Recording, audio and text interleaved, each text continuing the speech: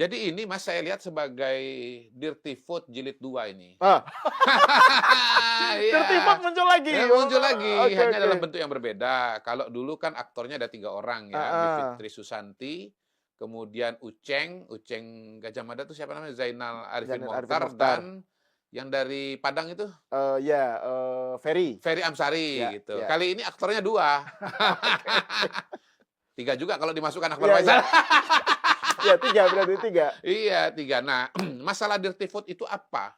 Dirty vote yang muncul menjelang Pilpres ya, tahun Ah. 2024. Masalahnya apa?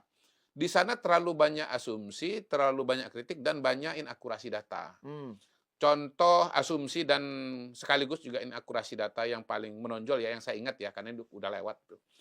Seolah-olah PJ-PJ kepala daerah itu adalah desain pemenangan untuk Hmm. Prabowo dan terutama Gibran Ya. dari Pak Jokowi yang waktu itu adalah presiden. Mereka itu tidak akurat sama sekali, kurang riset, kurang data, dan buat saya ini menyedihkan karena ini para doktor. Bahwa yang namanya PJ itu atau pemilu serentak itu, pilkada serentak itu adalah desain dari DPR, partai politik, Ya. dan sudah lama sekali 2016. Hmm. Belum tahu juga 2024 itu calon presidennya bakal Prabowo itu belum Ya, tahu betul, gitu betul. loh. Iya, belum tahu bahwa itu Gibran. Nah, waktu itu partai politik membuat rencana pilkada serentak yang realisasinya 3 hari lagi ini, karena mereka ingin satu ya, partai itu tidak terlalu sibuk dengan urusan pilkada tiap hari. Mereka pengen sibuk yang lain. Ya. Apa itu tanya partai politik. Yang kedua, mereka ingin agar ada bukan kesinambungan, ada kebersamaan pemerintahan tingkat pusat dengan tingkat daerah itu mulainya itu bareng Ya, gitu. ya, ya. Mereka juga nggak membayangkan masalah-masalah yang muncul kemudian yang kita hadapi pada hari ini gitu loh. Termasuk misalnya PJ itu akan dituding sebagai apa desain politik dan seterusnya. Nah, yang kedua, asumsi-asumsi karena ya memang itu semua berangkat dari kecurigaan ini adalah sebuah desain gitu loh. Ya, padahal itu teknis dan apa teknokratis saja. Ya. Ketika kepala daerahnya sudah berakhir, lalu kemudian harus diisi. Nah, diisinya dari mana? Ya birokrasi. Dengan syarat-syarat tertentu, nggak bisa dari yang lain. Karena Ya. memang ya sumbernya dari sana gitu Betul, loh. betul. Nah, kalau kita bicara Dirty Food Jilid 2 ini, ya, ini kenapa saya sebut Dirty Food Jilid 2? Karena Dirty Food Jilid 1 itu kan dimaksudkan untuk mendelegitimasi Pak Jokowi sekaligus juga mendelegitimasi pasangan Prabowo dan Gibran 02, gitu. mendelegitimasi Ya, 02 juga 02. gitu. Nah, sekarang wawancara Hasto wawancara siapa Akbar kepada Hasto dan Koni kemarin, itu tujuan pertamanya saya lihat untuk mendelegitimasi calon-calon yang muncul dari KIM, dari Koalisi Indonesia Maju, Ya. ya, yang didukung oleh koalisi besar, ya, yang pada hari ini mendukung pemerintahan Pak Prabowo, gitu. Nah, kata-kata Pak Prabowo ini atau Prabowo ini harus kita sering munculkan, gitu. Karena dalam konteks dialognya Hasto dan Koni, itu nama Prabowo ini cenderung dihindari. Ya. Mereka nggak mau menyerang Pak Prabowo, gitu. Mereka nggak mau menyerang 08, gitu. Mereka selalu mengkonstruksi bahwa biang keroknya ini ya, ya problem utamanya ini adalah Pak Jokowi. Ya, desain, biang kerok desain. 07 gitu Desain ya. Ya, desain politiknya lah ya, Desain politiknya. sutradaranya ini Ya. semua gitu. Mereka nggak mau move on dari Pak Jokowi dari 07. Walaupun de facto de jure pada hari ini presidennya adalah Pak Prabowo gitu. Nah, ini kan aneh kan? Argumentasi Hasto ini kan karena tangan-tangan yang sudah diletakkan oleh Jokowi dari dulu. Termasuk Pak Sigit misalnya. Oke, Pak Sigit itu terpilih dan dipilih oleh Pak Jokowi pada waktu itu. Tetapi kan pada hari ini presidennya Prabowo gitu Ya, loh. betul. Jadi di sini kita melihat bahwa memang dialog ini adalah sebuah political plot atau desain politik. Ini propaganda politik gitu. Yang salah satunya lagi adalah untuk ya istilahnya mengadu domba Prabowo dengan Jokowi gitu. Mereka they want to make friends with Prabowo dan mau menciptakan enemy-nya adalah Jokowi gitu. Ya, Iya. betul. Jadi ini sampah-sampahnya mau dilempar ke Pak Jokowi semua. Nah, ini dimaksudkan untuk mendelegitimasi calon-calon dari Kim. Yang kedua ini pancingan politik. Pancingan politik. Pancingan politiknya di mana? Pancingan politiknya adalah justru mereka ini mengharapkan agar Hasto itu betul-betul ditangkap dan diproses hukum oleh polisi. Betul-betul gitu. ditersangkakan. Iya, gitu ya. ditersangkakan gitu. Nah, kalau sudah ditersangkakan gitu ya, mereka berharap bahwa parcok emosi gitu dengan Hasto Iya, gitu. iya, iya. Betul-betul dikasih pasal lalu ditahan, ditangkap. Maka akan segera dibangun sebuah front besar ya, front oposisi gitu ya, yang mengatakan bahwa ini adalah kriminalisasi. Ya, dan itu nanti akan dikembangkan kepada isu politik gitu. Yang justru energinya itu ingin dibangun untuk lagi-lagi memenangkan calon yang didukung oleh PDI Perjuangan, khususnya di Jawa Tengah dan di Jakarta gitu. Karena kalau di Jawa Timur dan di Jawa Barat itu sudah berat. Karena kandidat dari Koalisi Indonesia Maju yaitu Khofifah di Jawa Timur itu sudah leading jauh dibandingkan dengan Ibu Risma gitu. Jawa Barat juga Deddy Mulyadi juga begitu. Makin jauh lagi itu. Ya. Antara Deddy Mulyadi dengan kalau nggak salah calon dari PDI ya JJ ya namanya kalau nggak salah itu. Itu makin jauh lagi. Jadi ini sebetulnya mau ditunggangi jadi sebuah gelombang politik baru gitu. Walaupun sampai hari ini saya lihat parcok tidak encok. Kalau encok kan marah-marah ngeluh-ngeluh kan gitu. Enggak gitu. Jadi parcok sudah bisa membaca permainan dari Hasto Kristianto gitu. Makanya saya hakul yakin dan berani taruhan ya bahwa Hasto tidak akan ditangkap. Minimal sampai pilkada selesai. Kalau setelah itu walau alam bisa apa. Ya, itu soal lain, Iya, soal lain itu. Tapi yang menarik tuh berkali-kali itu Mas Hasto tuh nyebut soal polisi itu ya. Pokoknya dia membagi ada 3 itu loh. Ada polisi merah putih, yang itu adalah kubu yang kira-kira searah lah dengan PDIP gitu ya. Terus kemudian Partai Coklat gitu ya, itu yang Pak Listio Sigit dan pokoknya ini yang dikendalikan oleh Pak Jokowi. Terus yang abu-abu, gitu. Jadi dari segi pembacaannya aja kelihatan bahwa ada upaya untuk pengen memecah polisi. Betul. Ya walaupun istilah polisi merah putih itu artinya kabinet Pak Prabowo. Iya betul ya. Nah, sebetulnya saya juga agak heran karena Bang Akbar itu kok menyediakan ruangannya yang ruang podcastnya yang yang beliau ini kan latar belakangnya wartawan ya. Menyayangkan memberikan ruang itu karena sebetulnya semua dialog itu didasarkan kepada suatu basis yang sangat lemah gitu. Apa basisnya? Basisnya adalah omongan dari Koni Bakri ya.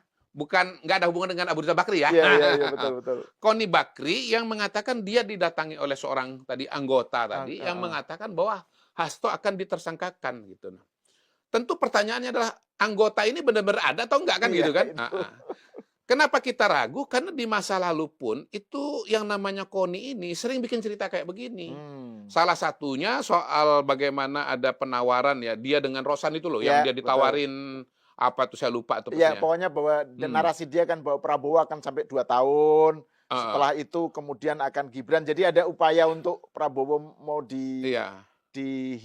intinya kan begini, dia itu kan mengklaim dia ketemu dengan bukan itu, dia ditawarin apa gitu dengan Rosan. Wamen atau wakil apa gitu. Itu nanti diperiksa nanti netizen ya. Tapi intinya begitu dikonfrontasi oleh Rosan, dia tuh nggak berani untuk melanjutkan proses itu. Bahkan lari ke Rusia. Betul. Setelah itu ya. Iya, kayaknya dipolisikan kan sama Pak Rosan ya? Mau. Baru mau. Belum ya? Seingat saya baru mau, tapi kemudian tidak dilanjutkan gitu loh. Jadi saya khawatir, ini kan gini, kalau dia sebut nama, dia kan menghindar untuk nyebut nama. Saya khawatir kalau disebut nama, nanti orang itu juga akan membantah gitu loh. Jadi ini suatu diskusi yang dasarnya itu kalau hadis itu lemah ya? Iya betul. Ini lemah. Dari segi rawinya, riwayatnya yang membawakannya itu questionable gitu. Gitu ya. Pertama orangnya pernah punya track record omon-omon kayak begitu, betul. Yang kedua bagaimana kita mengatakan bahwa ini pasti benar gitu. Nah, lebih jauh lagi Mas Hasto pun juga ketika mengatakan bahwa dia itu memang berpotensi ditersangkakan, itu juga argumentasinya lemah. Dia menyebut 2 argumentasi kenapa dia ditersangkakan. Pertama gara-gara disertasi dia. Wah, aneh sekali itu. Iya. Nah, memang disertasi dia katakan di situ dia, ini saya baca ya, saya catat supaya jangan salah ya. Karena bahwa Jokowi itu adalah core elemen dari sebuah kekuasaan yang berakar pada feodalisme, kemudian populisme dan makiavelisme. Apa dasarnya itu polisi atau menarget seorang Hasto gara-gara disertasi? Di mana-mana disertasi itu dijawab dengan disertasi. Iya, betul. Apa urusannya polisi dengan tersinggung gara-gara disertasi? Apa urusannya? Dan tidak ada pernyataan Pak Polisi sama sekali kan tentang disertasinya Hasto iya, itu. Gitu. Nah, yang kedua adalah dia mengatakan bahwa Jokowi ini karena ambisi kan mau memenangkan Bobi dan yang lain-lain gitu ya. Kemudian ya, mau mengatakan bahwa ini mau dibangun jadi kerajaan gitu ya. Nah, ini kan semua proses ini kan dalam kerangka sistem demokrasi ini. Semua dalam kerangka di sistem demokrasi. Mas Bobi maju sebagai kandidat. Ada Pak Edi Rahmayadi diajukan oleh PDI Perjuangan. Ya sudah bertarung saja gitu loh. Nah, balik lagi ke belakang gitu. Wah, ini Pak Jokowi merancang, ini ada Bobi, ada Gibran. Lah yang mencalonkan juga kan kayak dulu Mas Gibran kan termasuk PDI Perjuangan. Kenapa dulu nggak masalah, sekarang jadi masalah kan begitu? Ya jadi memang gimana ya kalau kita lihat ini, dan yang problematik juga adalah. Terus juga ada ini, dia bilang ada desain pelemahan KPK itu sudah direncanakan oleh Jokowi untuk supaya kan dia ditanya itu Pak Hasto ditanya oleh Jokowi soal Bobi dan Gibran maju sebagai wali kota. Mereka lagi diskusi, bukan ditanya. Mereka lagi diskusi. Terus kata Pak Hasto, Pak nanti kalau ada gratifikasi apa itu kalau sudah jadi wali kota ini bisa problematis. Dikaitkan dengan desain pelemahan KPK gara-gara terus itu. Ini kan Pak Jokowi mempreteli kewenangan KPK supaya dua aman. Bobi dan mungkin dan Gibran aman. Iya, itu memang semua dibawa ke sana gitu. Jadi ini kan dia sebut juga ada siapa tuh saudaranya David di Boyolali maju. Betul. Kemudian siapa lagi maju termasuk juga misalnya kayak Pak Ridwan Kamil. Kemudian Pak Lutfi maju. Itu adalah untuk membangun kerajaan gitu loh. Loh, sekarang begini. Ya di internal PDI Perjuangan sendiri kan bagaimana keluarga Bu Mega juga kan dalam semua lini jabatan pemerintahan. Tapi kan itu nggak disebut sebagai kerajaan. Ya toh? Jadi misalnya Mbak Puan, Ketua DPR, anggota DPR, anaknya juga anggota DPR. Itu kan nggak disebut sebagai contoh gitu loh. Nah, kenapa Mas Hasto ini kemudian menyebut Pak Jokowi kerajaan sementara Bu Mega bukan kerajaan? Gitu. Jadi intinya sih menurut saya dua argumentasi ini. Maksud begitu jadi delik tersangka gitu loh. Iya, apa urusannya? Gara-gara menyebut begitu gitu. Iya, kalaupun misalnya Mas Hasto katakanlah misalnya aktif berkampanye di Medan, berkampanye di mana Jogja atau dimanapun, kayaknya selama ini juga nggak ada ya kampanye-kampanyenya Mas Hasto yang jadi soal, jadi problematik gitu. Betul. Kok seolah-olah beliau sendiri mengatakan bahwa dia berkampanye itu jadi masalah kan enggak kan? Bu Kony kan bilang gini, itu jadi dia ngasih warning si anggotanya itu ngasih warning. Itu kan calon-calon PDIP juga udah pasti kalah lah itu. Makanya di-save aja energinya untuk Hasto nggak usah ikut belain katanya. Betul. Supaya karena kalau belain nanti karena dia belain calon-calon PDIP itu dia nanti akan ditersangkakan gitu. Ya ini kan argumentasi yang juga lemah sekali kan. Betul. Bagaimana cara mengkonfirmasinya? Ya selama ini kan kampanye berlangsung sebagaimana yang sudah dijadwalkan ya. Jakarta Mas Hasto juga kampanye, mengeluarkan pernyataan-pernyataan. Mas Pram berkoalisi dengan siapa? Dengan Anies Baswedan. Kayaknya ini pertarungan biasa, masing-masing mengikuti proses debat kandidat. Lalu masing-masing juga mencari jago. Mas Anies mengkampanyekan Mas Pram, Pak Jokowi mengkampanyekan Ridwan Kamil. Ya kan semuanya kan nanti kembali kepada masyarakat untuk memberikan penilaian dan memilih siapa gitu. Jadi sekali lagi memang kelihatan bahwa ini adalah dirty food jilid 2 gitu loh. Ini adalah hal-hal yang dikeluarkan dalam kerangka untuk meningkatkan membangun front oposisi, dan kalau misalnya betul-betul diproses secara hukum malah justru akan ditunggangi menjadi isu kriminalisasi gitu loh. Yang diproses secara hukum ininya Mr. Q apa? Kan dia punya kasus terkait dengan Harun Masuki Nah, itu juga sebetulnya nggak jelas. Dia kan mengatakan saya ini ada isu-isu tertentu nih yang membuat saya gini loh, Mas Hasto ini kan sebetulnya memang punya sejarah menyebarkan hoaks. Iya.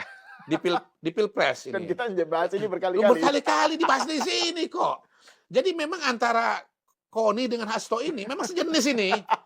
Sejenis ini. Modalnya tuh modal omon-omon dan modalnya itu modal hoaks gitu loh. Nah, balik lagi nih, terpaksa ngulang lagi. Saya juga nggak pernah membayangkan bahwa saya akan membahas ulang ini setelah Pilpres selesai kan dalam konteks pilkada. Bagaimana Mas Hasto menuding saya sebagai apa istilahnya ya, dalang atau aktor kecurangan. Karena saya sudah tahu bahwa perolehan Ganjar itu 17% kan. Jauh hari sebelum coblosan gitu. Nah, kita kan mengatakan begini, Mas Hasto ini menyebarkan hoaks sekaligus juga korban hoaks. Karena dia mendapatkan informasi itu kan dari X.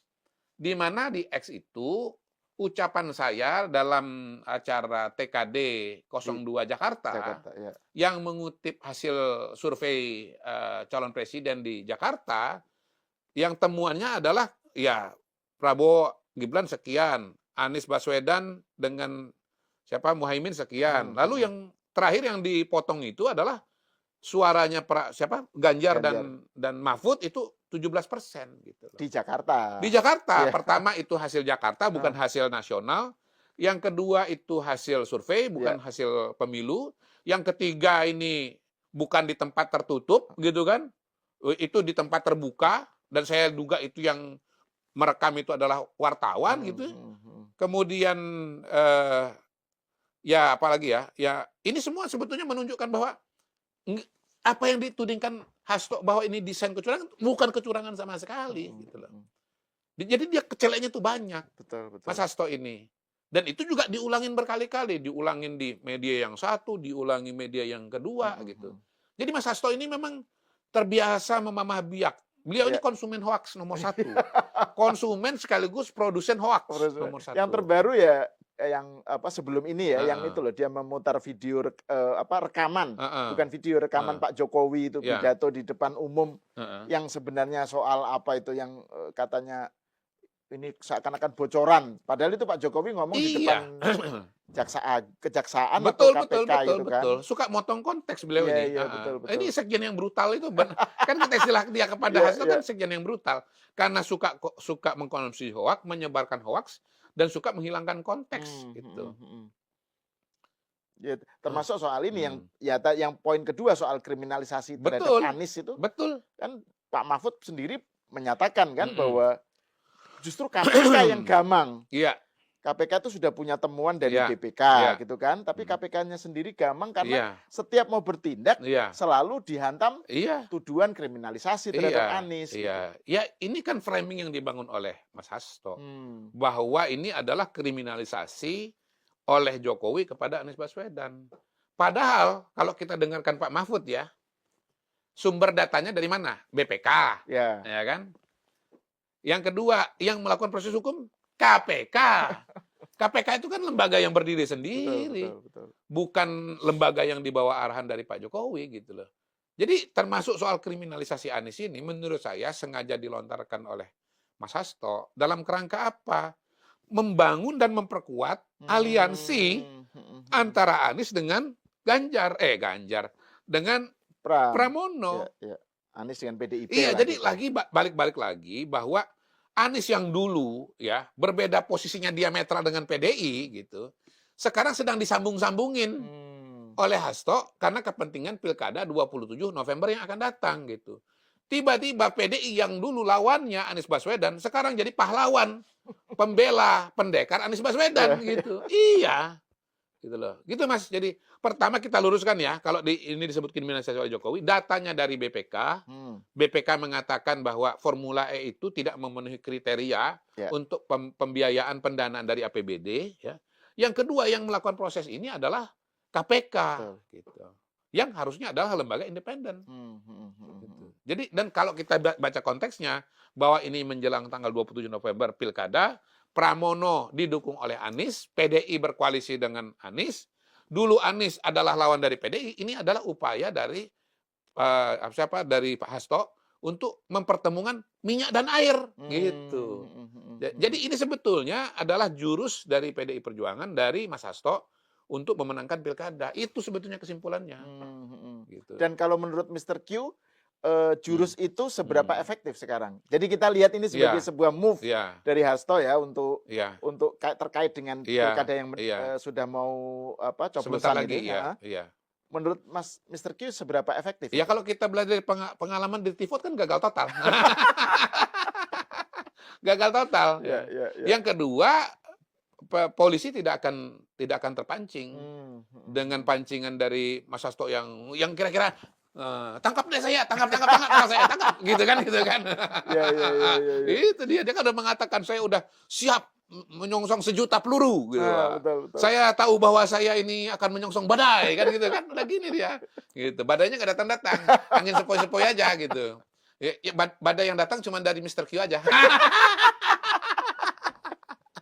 Dan memang begitu kan yang disampaikan oleh Hasto ini kan opini. Cara melawan opini itu bukan dengan proses hukum, bukan. Lawan dengan opini juga. Dia muncul di podcast, kita muncul di podcast juga, gitu. Iya, Mas, nanti tinggal publik aja kan betul. Yang lebih percaya kepada omongannya Hasto atau omongannya Hasto Koni lah. Mr. Q, Hasto Koni atau Mr. Q, gitu aja. Nah, itu yang menarik itu kan kemudian ada pertanyaan tentang kenapa ya? Ini dari Akbar Faisal, kenapa Hasto dan PDIP gitu sikapnya sekarang dengan Pak Jokowi itu begitu keras, begitu ofensif gitu. Terus kemudian Koni menjawab itu adalah pengkhianatan. Jadi dia nggak rela kalau Bu Mega itu ibu bangsa lah istilahnya Bu Koni pengkhianatan. Dan Hasto bilang ini kan pengkhianatan bukan hanya ke Bu Mega tapi kepada prinsip. Jadi yang berubah itu Jokowi, bukan PDIP. PDIP stick dengan konstitusi, dengan apa? Jokowinya yang melenceng. Gitu. Nah ini kan kemampuan merumuskan dari si host ini kan hebat juga. Hebat. Kan? Uji diri sendiri. Nah itu gimana Mr. Q membaca itu soal? Iya sekarang pengkhianatannya di mana? Apa yang dikhianati? Pak Jokowi punya pilihan calon. Ibu Mega punya pilihan calon. Pak Jokowi sebagai presiden ingin agar program pemerintahan Indonesia Maju 2045 dapat dilanjutkan. Ya, Pak Prabowo juga mau melanjutkan. Nah, kalau kita bicara proses-proses menuju kepada dukungan kepada Pak Prabowo, justru PDI Perjuangan yang mengkhianati Pak Jokowi. Nah, tepatnya Ganjar Pranowo. Loh, Ganjar kan sebagai, kan gini, PDI kan maunya Ganjar kan, mereka maunya Ganjar. Tapi Ganjar dalam proses itu menolak Piala Dunia U20. Nah, pertama, gubernur adalah perpanjangan tangan pemerintah pusat di daerah. Jadi siapa yang berkhianat? Ganjar. Yang kedua, ini program pemerintah yang disukai oleh masyarakat. Ganjar juga nggak mau ngikutin omongan PDI Perjuangan, ngikutin omongan Ibu Mega. Jadi siapa yang berkhianat? Ya, Ganjar Pranowo. Bukan hanya kepada Jokowi, tapi kepada rakyat Indonesia. Khususnya para penggemar bola. Itu dia.